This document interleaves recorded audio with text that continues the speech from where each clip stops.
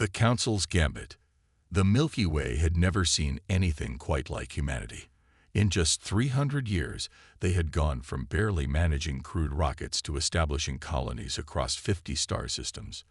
The Galactic Tribunal, an ancient alliance of 12 species that had ruled the galaxy for 20 millennia, watched this unprecedented expansion with growing concern. Supreme Arbiter Vexhai floated in the center of the crystalline chamber, his ethereal form pulsing with controlled energy. Around him, representatives from the most powerful civilizations in known space had gathered for an emergency session. The topic was singular and urgent: the human question. Their growth rate defies all known patterns, announced Chancellor Thrix of the Saurian Empire, his reptilian features etched with worry. Our predictive models suggested they would achieve interstellar travel in another 500 years. They accomplished it in less than 50. The chamber filled with murmurs of agreement. Every species present had taken thousands of years to develop faster than light travel. The humans had done it in decades after their first nuclear weapons. More concerning, added the mechanical voice of Unit Prime from the Synthetic Collective, is their military advancement. They have weaponized technologies we considered purely theoretical. Their ships incorporate design principles that shouldn't be possible with their current industrial base. Vexhai extended a tendril of light toward the central hologram, which displayed human space as a spreading web of colonies and trade routes. The solution is clear. We implement Protocol 7. A collective intake of breath filled the chamber. Protocol 7 hadn't been used in 5,000 years. It was the ultimate diplomatic trap. Offer membership in the tribunal with impossible conditions, and when refused, justify total subjugation as a security measure. Summon their ambassador, Vexhai commanded. Let us see if these humans are as clever as they believe themselves to be. Ambassador Sarah Chen stood before the massive doors of the tribunal chamber, her expression carefully neutral. At 35, she was young for such a position, but Earth's government had chosen her precisely for her ability to read between the lines of alien diplomacy. As the doors opened with a harmonious chime, she straightened her shoulders and walked into what she knew would be a carefully orchestrated performance. The chamber was magnificent, designed to overwhelm visitors with the tribunal's power and antiquity. Chen ignored the theatrical elements and focused on the beings before her. She had studied each species extensively, knew their tells and diplomatic styles. Ambassador Chen of the Terran Federation, Vexhai's voice resonated through the chamber. You stand before the Galactic Tribunal, guardians of peace and order for 20,000 years. Chen bowed precisely the correct amount. I am honored, Supreme Arbiter. Your species has achieved remarkable things, Vexhai continued, his form shifting colors in what Chen recognized as feigned benevolence. So remarkable, in fact, that we wish to offer humanity membership in our august body. The ambassador's heart raced, but her face remained impassive. This was unexpected. Her intelligence briefings had suggested the tribunal was planning something, but not this. The terms are simple, Chancellor Thrix interjected. Cease all military expansion. Submit your naval forces to tribunal oversight. Share all technological developments with member species, accept limitations on colonial growth, and contribute 40% of your gross system product to the tribunal's peacekeeping fund. Chen's mind worked rapidly. These weren't membership terms. They were surrender conditions wrapped in diplomatic language. She had been expecting something like this, but the brazenness surprised her. I will need to consult with my government, she said carefully. Such momentous decisions require. You have 72 hours, Vexhai interrupted. After that, we will consider humanity's refusal as an act of aggression against galactic stability. As Chen left the chamber, her neural implant was already transmitting everything back to Earth. The tribunal had shown their hand, but they had no idea that humanity had been preparing for this moment for half a century. The story of humanity's preparation began with Dr. James Morrison, a xenobiologist who made a disturbing discovery in 2180. While analyzing intercepted tribunal communications, He found references to 17 civilizations that had been pacified using identical diplomatic tactics. Each had been offered membership, given impossible terms, and then conquered when they refused. Morrison's report reached the highest levels of Earth's government, triggering a classified program known as Operation Foresight. For 50 years, humanity had been developing technology in secret, establishing hidden colonies, and building a shadow fleet far from tribunal surveillance. The public saw steady expansion and diplomatic engagement. The tribunal saw a species developing predictably within their models. Neither saw the massive shipyards hidden in rogue asteroids, the weapons labs in pocket dimensions, or the army of humans who had volunteered to live their entire lives in secret, preparing for a war they hoped would never come. Admiral Chen Wei, Sarah's grandfather, had been one of Foresight's architects. The tribunal thinks in millennia, he had told her years ago. Their greatest weakness is assuming others do the same. They won't expect us to think in generations, to sacrifice our present for our children's future. Now, as Sarah's shuttle departed the tribunal station, she activated a quantum communicator hidden in her diplomatic pouch. The message was simple: Prometheus Protocol. Authorization: Chen Alpha 77. Across human space, dormant systems awakened, hidden fleets powered up. Soldiers who had trained their entire lives in secret bases received deployment orders. Earth was about to show the galaxy what happened when humanity was pushed into a corner. The discovery came 12 hours later, perfectly timed to seem accidental. A human patrol ship investigating an anomaly found a network of tribunal surveillance posts throughout human space. The posts had been monitoring communications, mapping defenses, and identifying weaknesses for over a decade. Sarah Chen delivered Earth's response personally, returning to the tribunal chamber with a small entourage.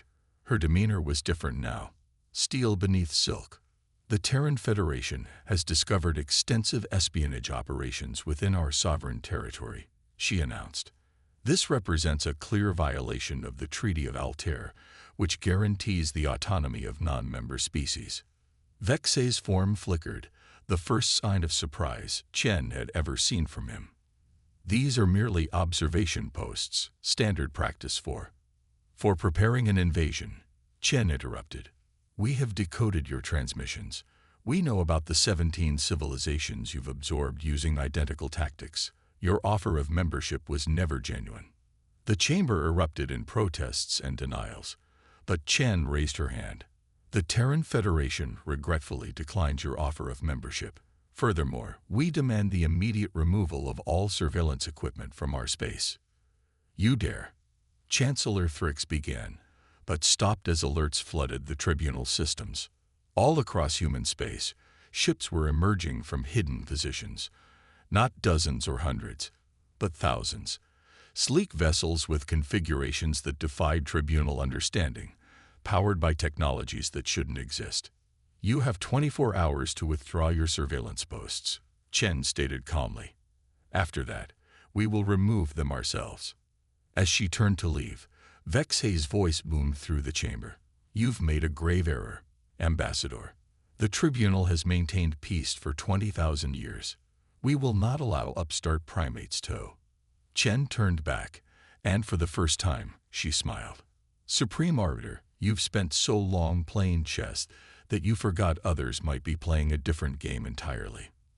The humans are coming, and we play to win. The Empire's answer. Admiral Marcus Reeves stood on the bridge of the TNS Phoenix, humanity's flagship and the culmination of 50 years of secret development. Around him, the bridge crew worked with quiet efficiency, each one handpicked from the shadow recruits who had trained in hidden facilities their entire careers. All battle groups report ready, Admiral. His tactical officer announced. Operation Phoenix is green across the board. Reeves nodded, his weathered face showing no emotion. He had been 20 when recruited into Foresight, had given up any chance of a normal life to prepare for this moment. Now, at 70, he would finally see if the sacrifice had been worth it. Execute, he ordered simply. Across human space, the largest coordinated military operation in galactic history began. Hidden jump gates activated, allowing instant deployment of forces to predetermined positions. Stealth fleets dropped their cloaking fields.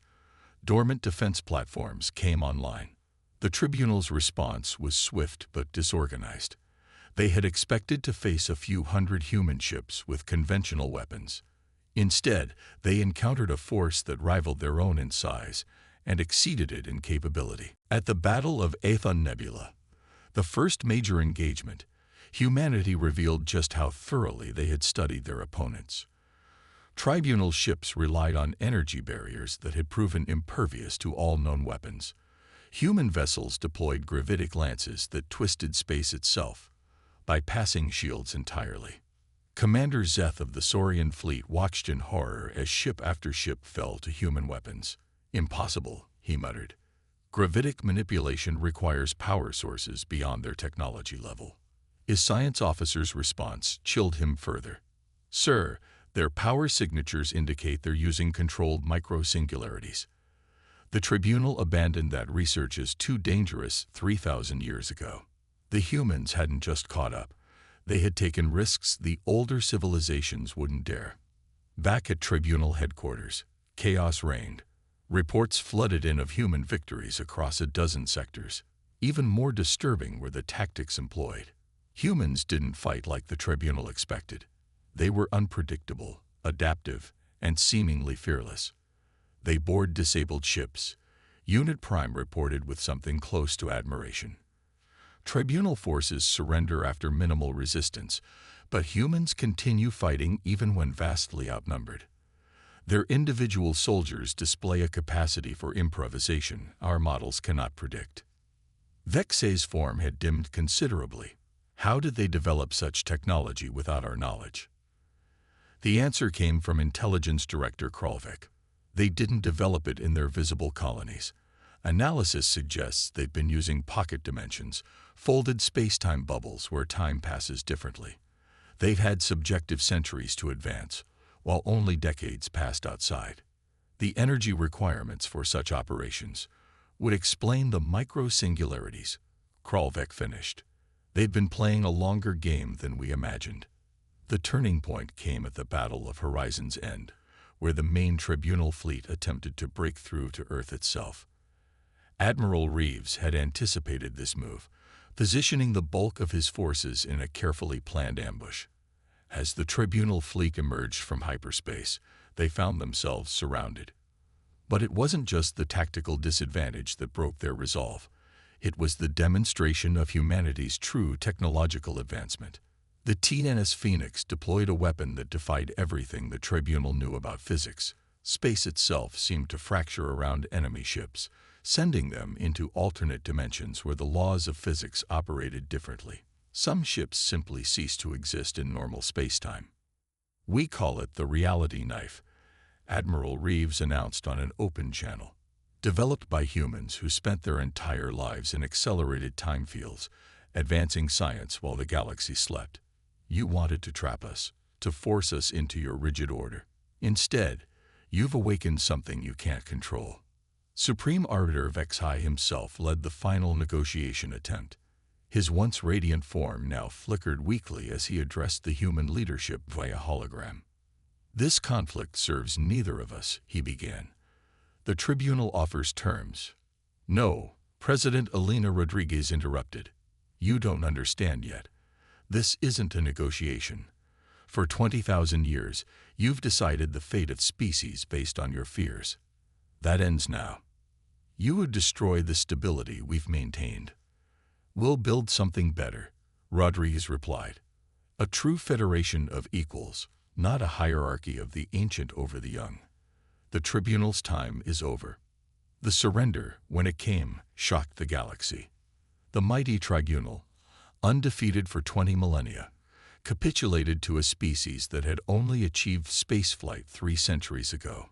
But the terms humanity imposed surprised everyone even more. Rather than subjugating their defeated opponents, humans proposed a new order. The Galactic Federation would replace the Tribunal, with every species having equal representation regardless of age or power. Technology would be shared freely. Disputes would be settled by consensus, not force. Some species called it naive. Others saw it as the radical change the galaxy needed. 6 months after the conflict, Ambassador Sarah Chen stood in the same chamber where she had received the tribunal's ultimatum. But everything had changed. The crystalline walls now displayed art from 100 cultures. Representatives sat as equals, not in hierarchical arrangements. The old way was built on fear, she addressed the assembly. Fear of change, fear of youth, fear of the unknown. Humanity offers something different. Hope. Hope that we can be better than our past, that young and old can learn from each other, that diversity makes us stronger. Former Supreme Arbiter Vexhai, now simply Representative Vexhai, pulsed thoughtfully. Perhaps we were so focused on maintaining order that we forgot why order mattered in the first place. Chen smiled. The tribunal set a trap, but not the one you intended. You trapped yourselves in tradition, in the belief that age meant wisdom and power meant right. Humanity's gift to the galaxy isn't our technology or our military might. It's our willingness to question, to challenge, to believe that tomorrow can be better than today. As the assembly continued its work, building a new future from the ashes of the old order, news arrived from Earth's scientific outposts. Humans had made contact with entities from another dimension, beings of pure thought who existed outside conventional spacetime. The galaxy held its breath, wondering what humanity would do with this new discovery. The answer came quickly. They invited these new beings to join the Federation as equals. You see, President Rodriguez announced to the galaxy, "This is what humans do. We don't conquer the unknown. We befriend it. We don't fear the different. We learn from it." The tribunal ruled through control. We'll lead through curiosity. The Galactic Council had set its trap perfectly, but they had trapped themselves. In trying to contain humanity's rapid expansion, they had only guaranteed the transformation of the entire galaxy. The Empire hadn't just struck back, it had evolved into something greater. And in the depths of space, human explorers continued pushing boundaries, seeking new friends among the stars, proving that sometimes the best response to a trap isn't escape, it's transformation. In the years that followed, historians would mark this moment as the true beginning of the Galactic Age, when the stars became not a frontier to be controlled, but a neighborhood to be explored together. The Terran Empire had answered the Council's ultimatum, not with submission or destruction, but with an offer of partnership. The trap had been sprung, but not as anyone expected, and the galaxy would never be the same.